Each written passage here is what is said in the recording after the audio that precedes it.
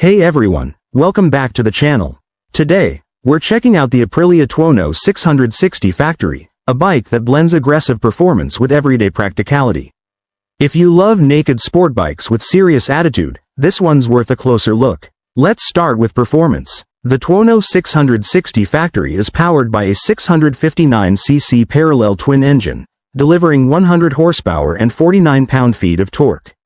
That might not sound massive, but thanks to its lightweight chassis and refined aerodynamics, this bike feels incredibly quick and responsive.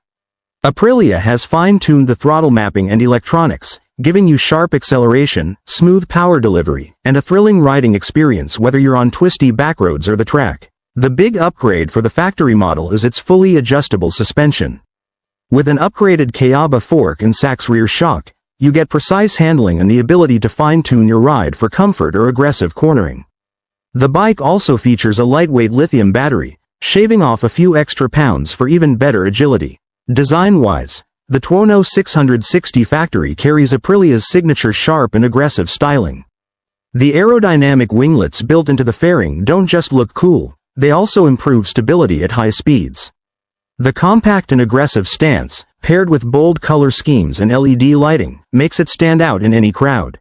Technology is another strong point. The bike comes with a full-color TFT display, a quick shifter for clutchless up and downshifts, and Aprilia's advanced electronics suite, including traction control, wheelie control, and multiple riding modes.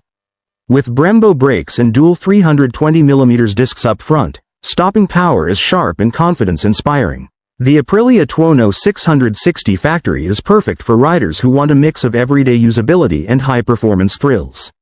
It's lightweight, tech-packed, and ready to dominate both city streets and canyon roads. If you enjoyed this review, don't forget to like the video and subscribe to my channel for more motorcycle reviews.